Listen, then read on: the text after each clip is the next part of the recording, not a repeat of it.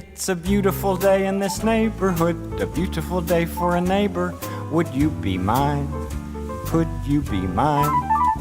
It's a neighborly day in this beauty wood, a neighborly day for a beauty. Would you be mine? Could you be mine? I have always wanted to have a neighbor just like you. I've always wanted to live in a neighborhood with you, so let's make the most of this beautiful day. Since we're together, we might as well say, would you be mine? Could you be mine? Won't you be my neighbor? Won't you please? Won't you please? Please won't you be my neighbor? I've been waiting a long time to do this. I'm really excited about this. Some of you may be like me. I didn't grow up watching a lot of television, so when this idea of doing a Mr. Rogers themed sermon series first came out, I was a little confused. I didn't know what in the world they were talking about. So I had to go, it's a little big, but I had to go look it up. And I actually found out a lot of really interesting things. See, Mr. Rogers had a lot of great things to say. One of the things he said was, when we look for the best in the people we're with at the moment, we do something that God does all the time. So when we show love and appreciate our neighbors, we're participating in something sacred. I just love that. In this loving and appreciating our neighbors. See, there's something we tend to do, at least I know this about myself, is we tend to judge others by the results. But we tend to judge ourselves by our intentions. And Mr. Rogers would say, I think that should be the other way around. I think we should judge ourselves by the results and others by their intentions. But you know what you have to do to judge someone else by their intentions rather than by their results? You have to maybe walk a mile in their shoes. You have to spend time getting to know them and loving them. See, Mr. Rogers also said this.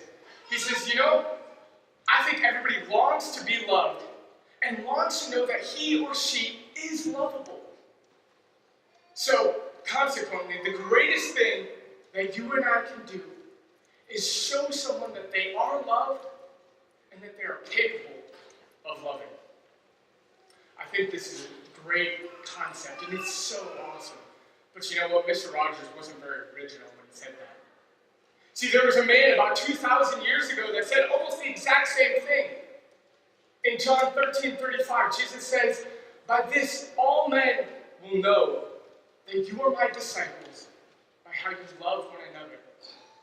See, here Jesus is setting up a community, a neighborhood of people that are defined by how they love and are loved.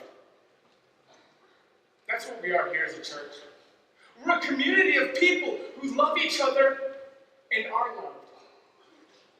And we want to extend that to our neighbors. We want to be known as being for our neighbors and being appreciative of our neighbors. And so one of the things we've been doing over the last couple of months to show our appreciation to our neighbors and to the members of our community is to highlight different occupations, different jobs, and different people. So today I'd like to call Larry Pope up here. He is a middle school science teacher. Anybody want that job? No. It sounds really tough to me, so Larry, grab a seat here.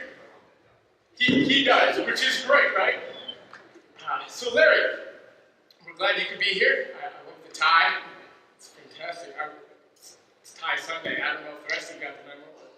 Hey, so I want to start off by asking, where did you grow up, and then how did you end up here in Lynn County?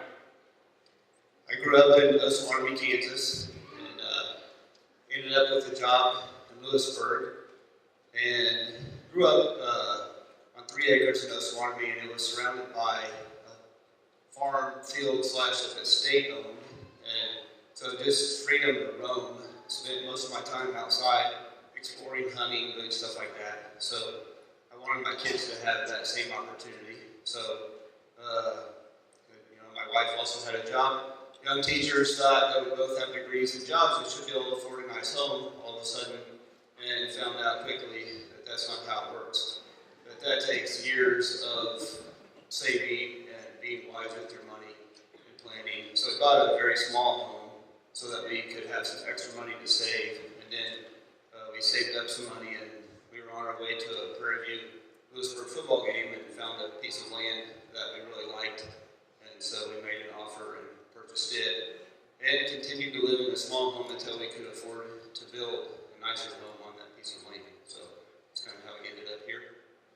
That's great. You mentioned your home, and building a home is a big commitment. So how did you decide to make Linn County kind of your long-term home? That kind of was by chance with us finding a piece of property that we liked on the way, but once we got here, we like it. We enjoy the people that we work with and the kids that we're surrounded by every day. This church has a lot to do with it. Seeing Christians live out their faith and mission trips and home groups and faith in action. So it's we enjoy it here, or we would have left a long time ago. That's great, right? If you don't like it, you better move on. So what are maybe some challenges that you've seen from living in Linn County and working in one of the schools? One challenge is the driving distance to access some of the stuff that you need. You go to the local hardware store and they just don't have quite what you're after sometimes, so you have to drive. Some of the restaurants that you crave are a long ways away.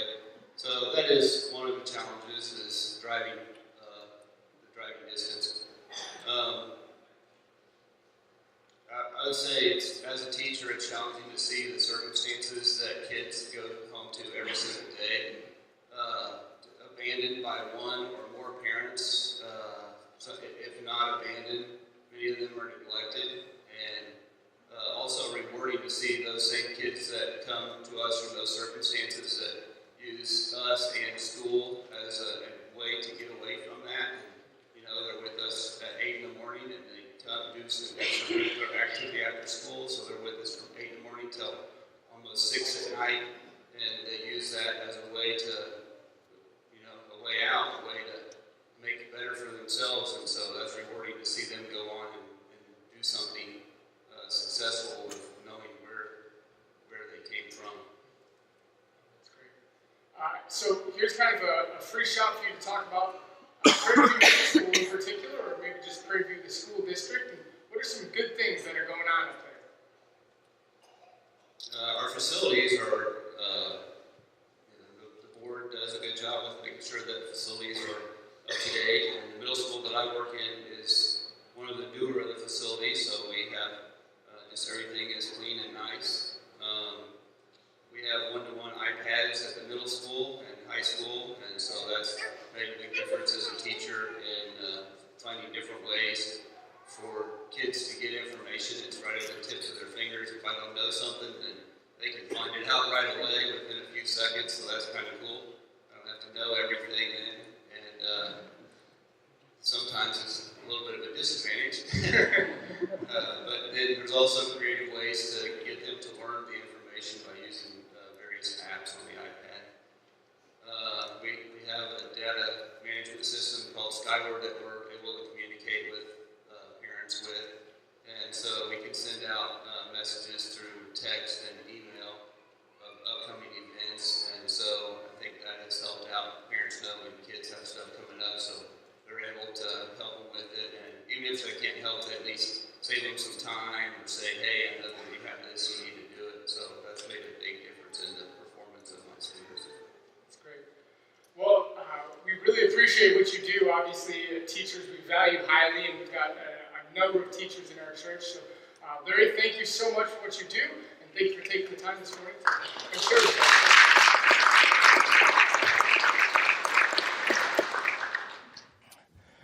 I know this is going to come as a great shock to many of you, but when I was a younger, in my way younger days, I used to enjoy arguing with people.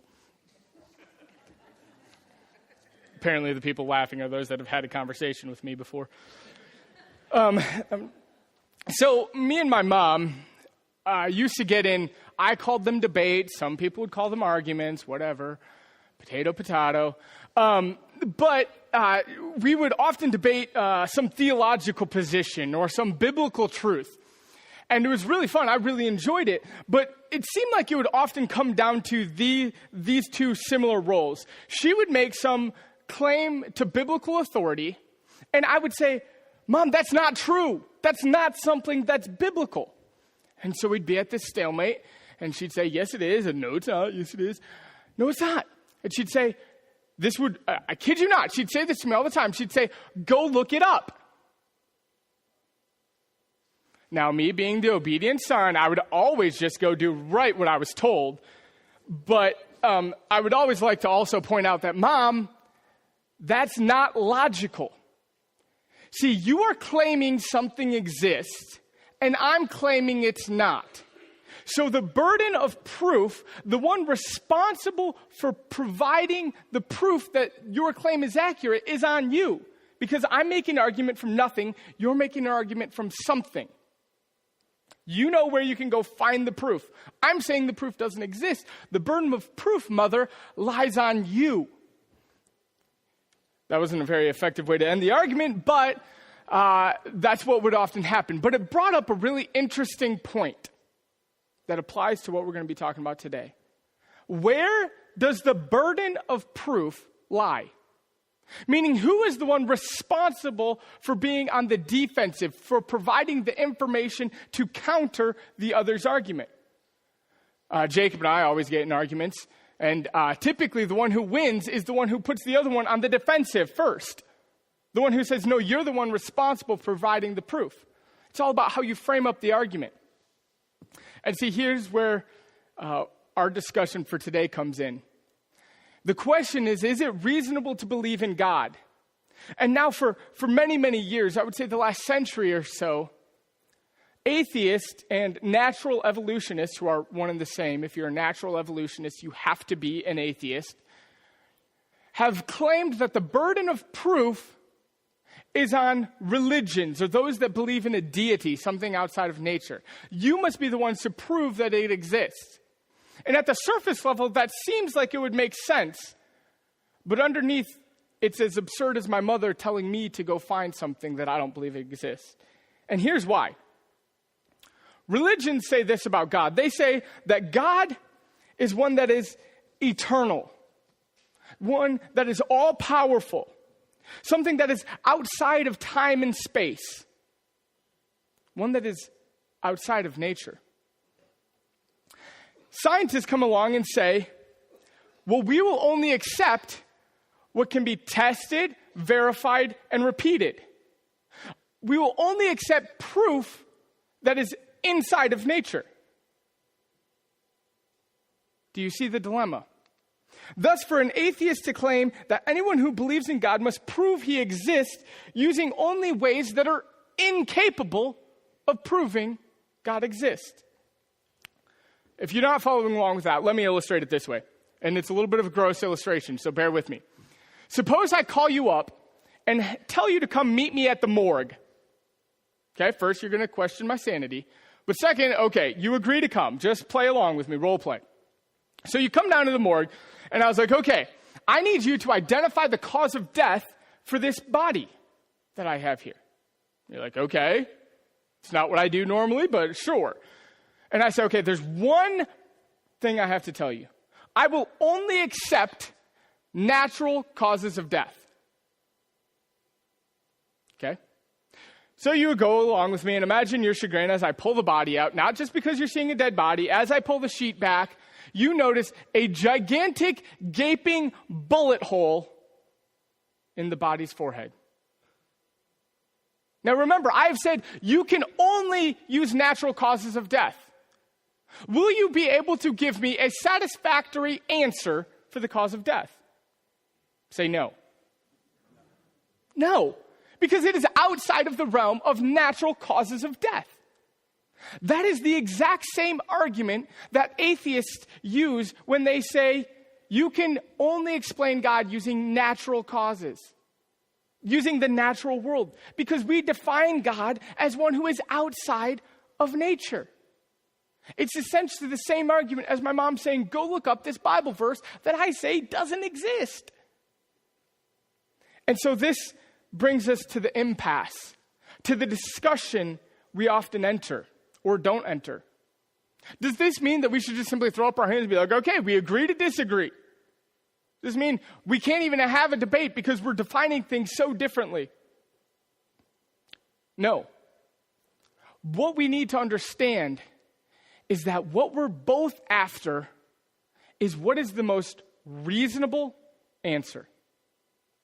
Because scientists over here claim, I will only accept the natural, and Christians and religions over here and say, God is outside of nature. And so the only proof I can provide you are those that are outside of the natural. And scientists say, well, I only accept the natural. And so what we have to do is ask the question, which is the most reasonable explanation for this world? What is the most reasonable explanation? So today we're going to quickly go through 5 different reasons. I know your notes say 6. Sorry, I eliminated 1 because I didn't really get it myself. I told you I'm not that smart. So this is 5 reasons, and this is from a 10,000-foot view. Each of these we could spend weeks going over, but we're going to give you 5 very quick reasons it's reasonable to believe in God. And by the way, I'm not going to give you a test after this is done. I'm not going to evaluate you on these. What I want you to do is listen to them, try and take them in and understand them. But I hope you walk away from today with 2 things. One is an overriding knowledge that it is entirely reasonable to believe in God. And the second is I hope you walk away with 2 or 3 reasons that you have held on to, that you have internalized, that say, this is why I know it is reasonable to believe in God. Some of these I like more than others. I already cut one out because I didn't like it. So I don't expect you guys to memorize all 5 of these, but find 1 or 2 that you can relate to. The first argument, the first proof that it is reasonable to believe in God is called cosmic wonder. Cosmic wonder. Now, each of these I'm going to try and present the logical syllogism. If you don't even know the words I just said, don't worry about it, but you'll hear it. The argument goes like this. Nothing cannot produce something. There is something, therefore, someone or something produced it. Obviously, we as Christians would claim that that is God. Nothing cannot produce something. There is something. Thus, there must be a something that produced it, or a someone. Now, there's 2 arguments against this that natural evolutionists or atheists would bring up. The first is just to say that there's no first cause, that it's just an infinite regression, meaning this caused this, which caused this, which caused this, which caused this, till you fall off the stage. You just repeat it infinitely. The second is to say that, well, you claim God again, I'm the atheist speaking, you claim that God has always existed. So just like God has always existed, matter has always existed. The problem with both of these arguments is the same problem. Is that both still require something outside of nature, something outside of a repeatable, verifiable, testable event to have occurred. They both require something supernatural to have stepped in. So using their own arguments to disprove this theory, they're arguing for the existence of God. They're arguing for something supernatural to have occurred. So, modern scientists, modern science, modern evolution is completely insufficient to explain the natural world. That's the first one. Again, remember, 10,000-foot view. The first one, cosmic wonder. The second one is perceived design. Perceived design. This is the constants of physics, like the speed of light, the strength of gravity, the strength of strong and weak nuclear forces, all of these must have the exact value they do for life to exist.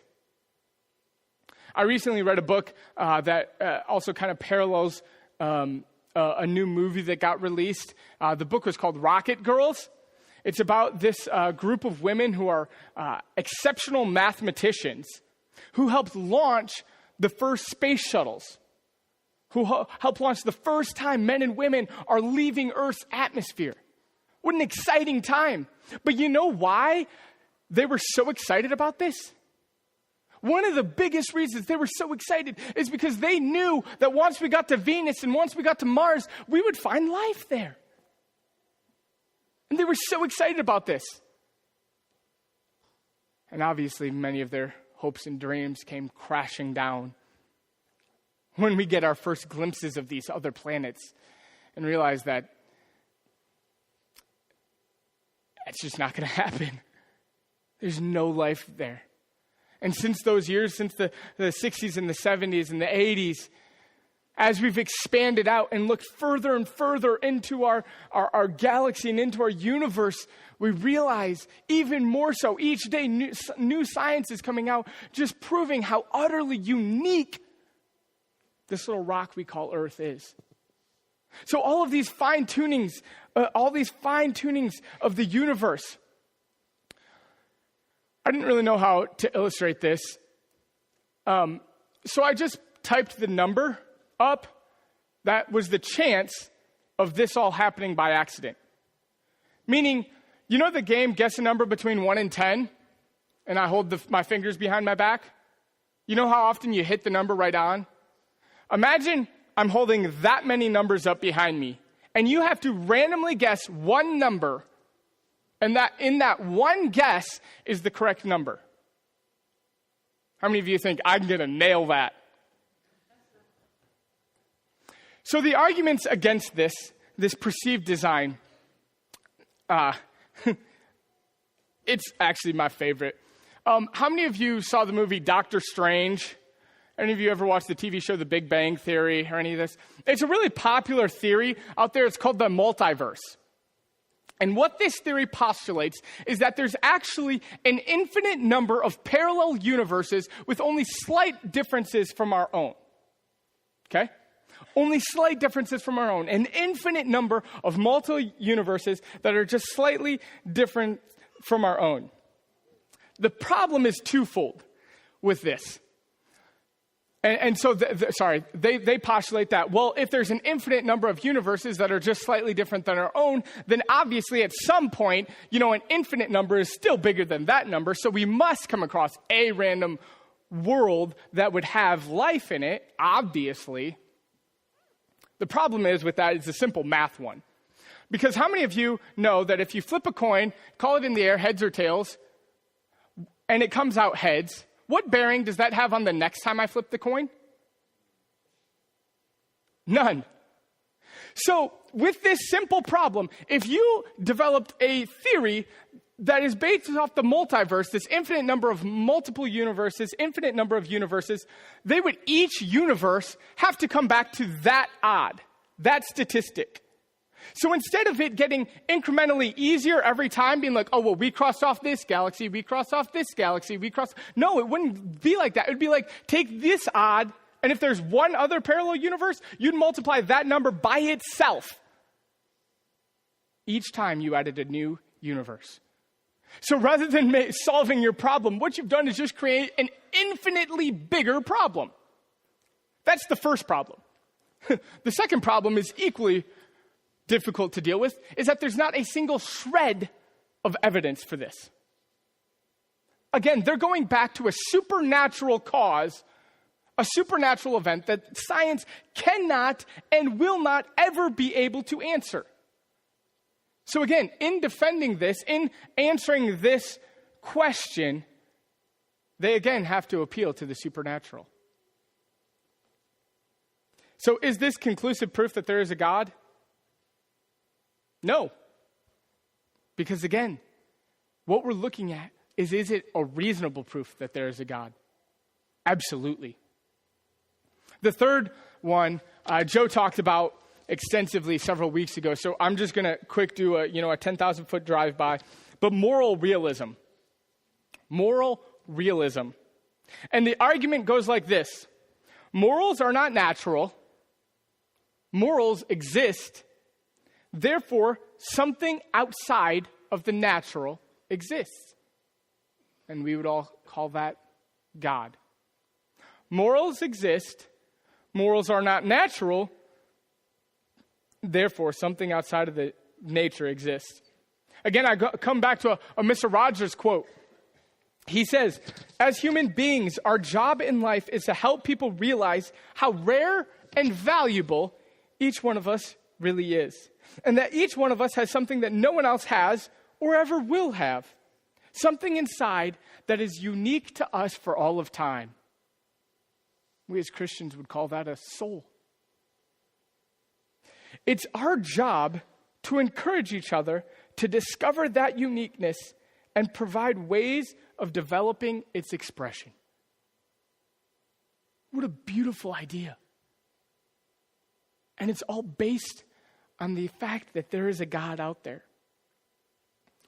So again, this idea of morals. Where do morals come from? And natural evolutionists and atheists, they have two answers to this. And the first is that culture determines morals. And I don't want you guys to hear this kind of intellectual, apologetic discussion and think that this is abstract. I've had multiple conversations with people, your friends and neighbors, who believe this, who believe that, well, I don't believe that there is really a God. I just believe that culture decides what morals are. We live in the midst of a society that believes cultures determine what morals are.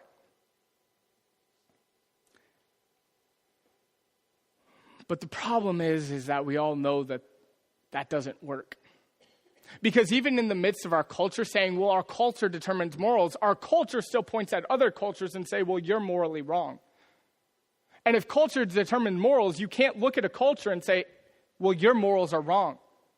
And I don't think any intelligent person, any reasonable person would look at Nazi Germany and say, well, they're a moral society. Their morals were right.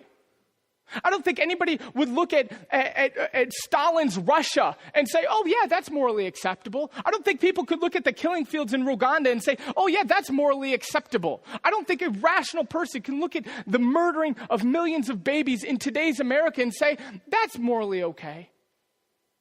And yet we do. I don't think any person today says, you know what, owning slaves, that's morally acceptable. And our culture is all about condemning that past culture for their morals, while still at the same time claiming that, well, our culture determines our morals. It just doesn't work. It falls apart. And you know what? I think in 50, 100 years, this American culture is going to look back at our current culture and say, I can't believe you allowed those morals to exist. I think in two areas in particular. In how we treat abortion, I think future generations are going to look back at us and say, how did you allow this mass genocide of the most vulnerable people in your culture to exist? I think they're going to have harsh words of condemnation for us. And I think future generations are going to look back and say, how did you allow these little pieces of plastic to dominate your lives and enslave you? The credit card. How did you allow this wanton desire for more to leave you so chained up? So that's the first argument against moral realism, is the argument from culture. The second is even more preposterous, is that our biology determines our morals, that our morals evolved. Again, I'm going to go to comic books. Any comic book superhero movie fan? Okay, I know most of you aren't raising your hand, but somehow these movies gross billions of dollars, so someone out there's lying. The whole premise of all of the X-Men movies is that there's a rise, that evolution has caused the next step in human development. And that in that next step, there's people with these supernatural abilities, with these extraordinary abilities, called the X-Men or the mutants. And then there's this tension, this war that always takes place between those with mutant abilities and those that are just ordinary people. And the humans want to wage war on the mutants, and the mutants, do they wage war on them, or do we just learn to love and accept each other? And the problem with that is if evolutionary biology is correct, the mutants have the absolute responsibility to eradicate humanity. Because every step of evolution is predicated on what? On survival of the fittest, the most able. And so if the mutants were to allow humanity to exist, I know I'm losing you, some of you here with this nerd talk, but if they would be destroying their own chances of survival. And so if our biology determines our morals, there should be no such thing as morals, because it's all about getting yours now, doing what's best for you. So again, why do humans have rights? Societies can make and remove them. Biologically, we should have none. Human rights only make sense if there is a creator God. We go back to our own American heritage. Each individual has certain inalienable rights endowed by society. Endowed by? Biology. Those both fall apart. And that's where we are as a society, because we've crossed that line out and tried to fill it in with those things. We have certain inalienable rights endowed by our Creator, by our God, by something that is outside of nature. So again, I say, is this conclusive proof that there is a God? No. But is it a reasonable proof? I think so. I would say absolutely. Number 4, reason. Reason. And the argument goes like this: if our brains evolved, reasoning should not be present. We have reasoning, therefore God exists. Therefore, something outside of nature must exist. Let me explain it this way. Most people through all of time, throughout the history of our world, have believed in a God or a deity or some type of spiritual force that is outside of ourselves, that created the world, that developed it.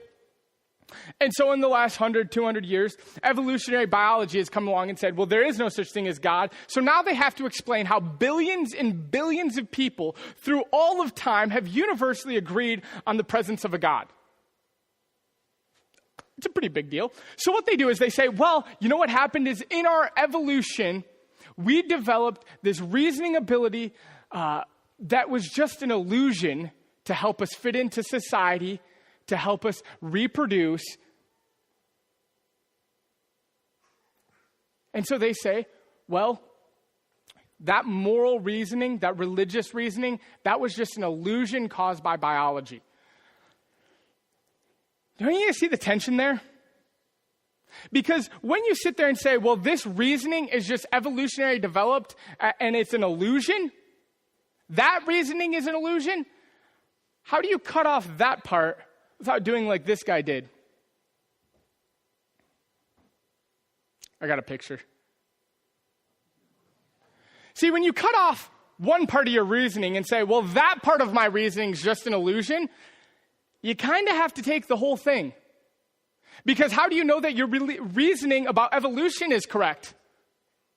That's probably just an illusion too.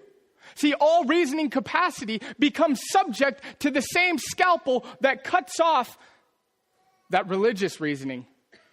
You can't cut part of it off and say, well, my reasoning over here is sound, but my reasoning over here, well, that was an illusion. And so we end up cutting off the very branch we stand on. Francis Crick, a leading molecular biologist and neuroscientist, he said this. So basically a really smart dude that has way more degrees than I could possibly imagine.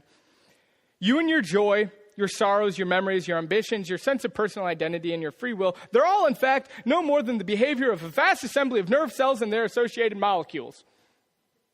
Basically, everything you know, think, feel, have gone through in your life, all that is neurons firing and synapses receiving. That's all it is. You're essentially a programmed robot. I don't think too many people accept that. So we ask, is this consistent? Does this make any sense at all? Because here's the thing. If evolution is true, there shouldn't be any evolutionists. There should be no one that pursues science and is a natural evolutionist, that is an atheist, because all there is absurdity, because all evolution is the absurd random chance that something once out of that huge number I showed you, chances happen. And so there's no way we could verify it, no way we can reproduce it, no way we can test it. So the very idea of a natural evolutionist is absurd. Because we should be like the author of Ecclesiastes says, we should eat and drink for tomorrow we die, because that is all there is. Life is just this randomness. And yet not a single person on the face of the planet lives like this. Even those who are the most strict adherents to this philosophical view. Because it's utterly untenable. So, is this conclusive proof that there is a God? No. But is it a reasonable proof? Absolutely. This last proof is perhaps one of my favorite. It's called the argument from beauty. Beauty. And the argument goes like this. If evolution is true, biologically, we only value things that we find useful. If evolution is true, we should only value something that has a use to us. We value beauty, although it has no use.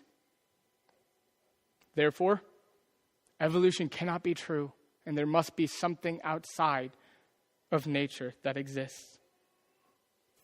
Timothy Keller said this. He says, beauty has a physical effect on us that ideas alone ordinarily do not do. A mixture of longing and a sense that beauty is not as enduring as it should be. I hope you guys have had some of these opportunities to walk outside at night, to look up at the sky, and as I look up, I'm blinded, to look up at the sky and see this vastness of the universe, of all the stars assembled up there, and to just feel this sense of awe and wonder. Or to stand at the top of a mountaintop and see for miles and miles. Just wonder. I hope you've had the opportunity to stand on the edge of the Grand Canyon and look down at the vastness of this huge canyon. And then to see another canyon inside of it, and then to know that there's a river at the bottom of it that you can't even see. And natural evolutionists would claim that that river carved that. To have your breath taken away as the sun sets over, for me, Lake Michigan growing up. And just the beautiful display as God sets his sun over this lake and the colors that explode. To see a beautiful field of flowers. To stop and not just smell the flower, but look at it and see how intricately each one is made, and then to realize that there are thousands of them within your view. All this bright color, this vibrant life that exists there. Or as you're driving through the hills of Kansas, to look out and realize that you can see for miles and not see a tree. That takes my breath away every time. This beauty, this amazing world. And it's not just in the natural world, although that's what connects most with my soul. Maybe it's being a grandpa and seeing your grandson for the first time.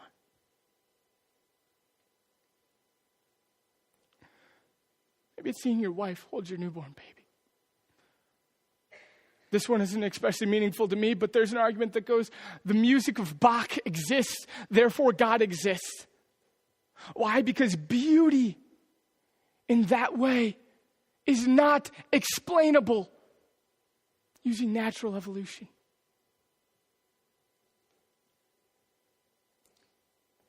Evolutionary naturalism does not appear to have any plausible explanation for why and how our aesthetic sense works. It tells us that the air of significance around beauty is nothing but an illusion. And I don't think any of us would accept that answer. And so I ask, is that a conclusive proof that God exists? No. But is it a reasonable proof? Now, I want to point out that this is not the last step in the discussion, but simply the first step. The question, is it reasonable to believe in God, is simply the first step. The next question is if God exists, has he revealed himself? That's the next logical question. And the question ultimately ends with this question is Jesus God? And if so, what do I do with him? That's where the question ultimately ends. And so I want to ask this as I close, is why would we take a whole Sunday to talk with the vast majority of you out there who not just believe in God, but believe that Jesus is God? The proverbial preaching to the choir. And the answer is pretty simple. It's because we're for our neighbors. Because if we love our neighbors, if we value them, and if we appreciate them, we're going to meet them where they're at. Meet them in their struggles. Meet them in their insecurities. Meet them in their doubts. But I want to tell us we don't just meet them there. Because if we just go and join them in the pit, we just end up with two people in the pit. We have to go there equipped with the ladder, with the answer, with the truth, with the light. We have to take them out of the dark fogness in which they lie and into the light of truth, into the light of Jesus. Because that's the only hope for this world, is that we bring Jesus to our neighbors. That we see them as Jesus does, as having value and having worth, and we go and we love them and we appreciate them. We learn to see their doubts and fears not as an assault on who we are as people, but as genuine questions along their journey. And that we don't just condemn them for that, but we walk alongside them and say, I understand how you feel.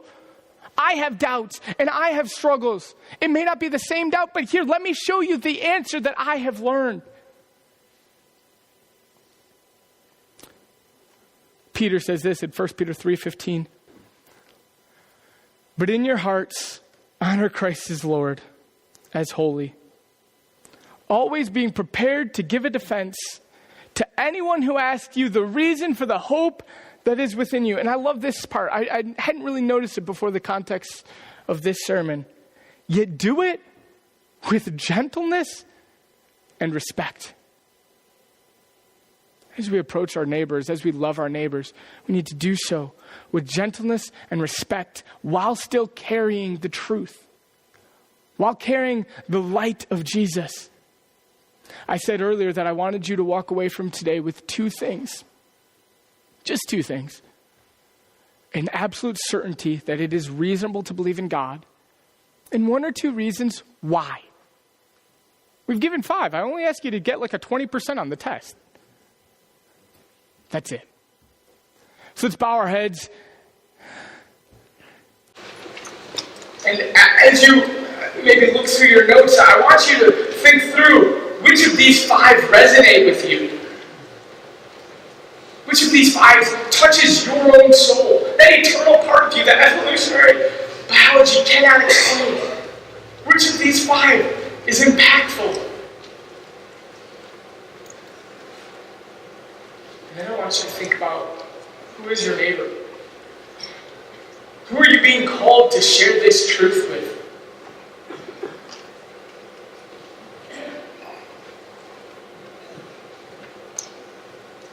God,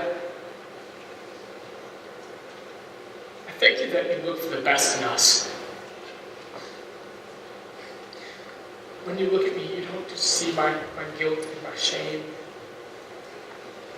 or my failures, but you look at me and see what can be. You look at me and see what's the best in me. And God, I pray we use that same vision with our neighbors. We don't use the wisdom and knowledge that we have of you and your word and your plan to beat people up with. But we use it to encourage them, to love them, to show honor and respect to them, even as we try and help them see the answer. It's such a difficult thing to do, God. And so I pray for everyone gathered here that we would learn wisdom and above all love. And all men will know that we gathered here are your disciples. And that they'll learn it because of how we love them and love each other. God, thank you for the abundant amount of proof that is entirely reasonable to believe. In your name we pray. Amen.